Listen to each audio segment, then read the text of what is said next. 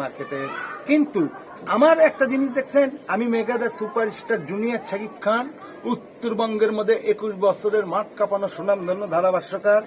আমি 9 বছরের পুরস্কার পদকপ্রাপ্ত সার্জেন্ট যানজট নিরসন ট্রাফিক সেকশন, 6 বছরের সার্কেল এক্সপিরম স্বেচ্ছায় শ্রম। আমি এই অল্প সময়ের মধ্যে টিকটকের সেরা অভিনেতা। আমি বগুড়া ফিল্ম স্টার, টেলিফিল্ম নাটক করি। জানেন, আমি কৌজা পান অনুমোদিত সুরকার, গীতিকার, গায়ক। কিন্তু আমার ভিতর যোগ্যতা আছে, সাপোর্ট নাই, আমার ফোন নাই একটা ভাই। এখন দেখেন বেলেট বছর রাস্তার পরে আসলো, বেলেট বছর আকবরিয়ার ভাত চায় খায়, আমিও আকবরিয়ার ভাত চায় খাসি।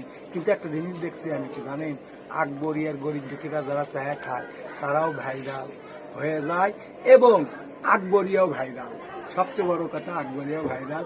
আর দ্বিতীয় কথা, আচ্ছা, আপনাকে কি হিরো আলম ডাকছিল একবারও? হিরো আলম আমাকে দেখলে দৌড় মারে উঠতে, দেখেন ভাই, ভয় পালাই? ভয় পালাই, আচ্ছা আচ্ছা।